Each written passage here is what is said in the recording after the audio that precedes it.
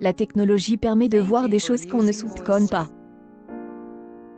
Elle ressent les ondes radio inaccessibles au sens humain, elle reproduit des paysages martiens à partir des données de la NASA, elle ressuscite des espèces éteintes et, bien sûr, bref, elle pille ce Frankenstein aux multiples visages met au jour une réalité impénétrable et parfois glaçante. Odé Le Douril, l'exposition phare de Nemo, la Biennale internationale des arts numériques au 104, à Paris, ouvre la porte humanite, en somme, au 9 janvier et le moins qu'on puisse dire, un plongeon dans le monde des machines qui révèle à l'humain son vrai visage, et celui du monde dans lequel il vit. Faire revivre les espèces éteintes, comme le rhinocéros blanc dont le dernier mâle, Soudan, est mort en 2018. Alexandra Daisy Ginsberg a créé The Substitute, une installation vidéo qui fait revivre Soudan, grâce à un algorithme. Au début, le rhinocéros numérique est pixelise, et il devient de plus en plus net, décrit Gilles Alvarez, directeur artistique. Au bout de 2 minutes, il s'efface à nouveau, et le système calcule un autre rhinocéros pour le faire revivre. Anti-autonome artificiel, le rhinocéros apprend au contact de son milieu. C'est comme si on plaquait l'animal dans un zoo et qu'il cherchait, à chaque fois, son espace vital. À mesure qu'il intègre les limites de son environnement numérique, sa forme se précise, devenant de plus en plus nette aux visiteurs. À travers cette installation, l'artiste explore un paradoxe. Nous cherchons à créer de nouvelles formes de vie tout négligeant celles qui existent déjà.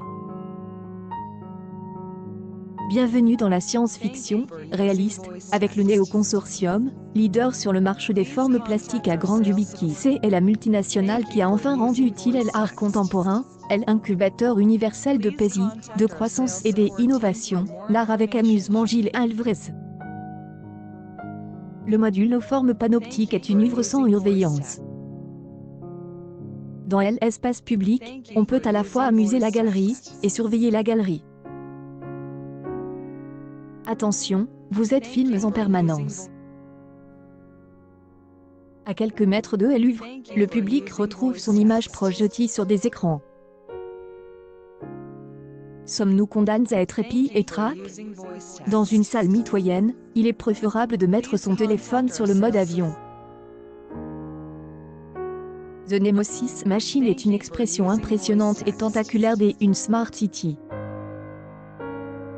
Plus rien n'arrête la ville technologique, elle a accès à toutes vos données. Un cauchemar cyberpunk extrêmement percutant, et apporté demain.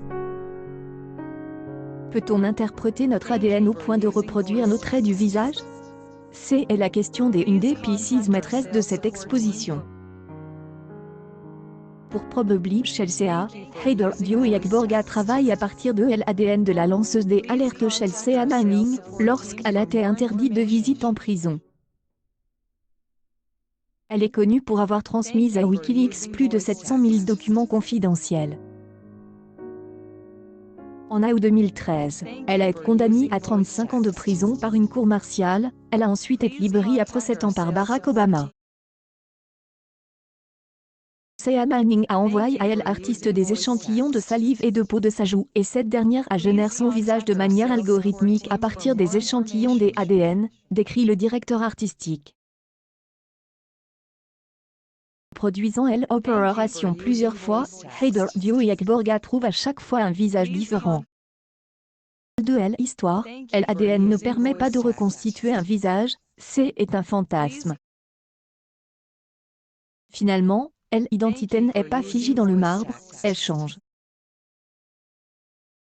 Trait de Chelsea Manning est potentiellement un des 20 visages exposés, poursuit Gilles Alvarez. Chelsea Manning se cache au milieu de cette foule. Et le Douril donne corps à la perception des machines. Aussi percutant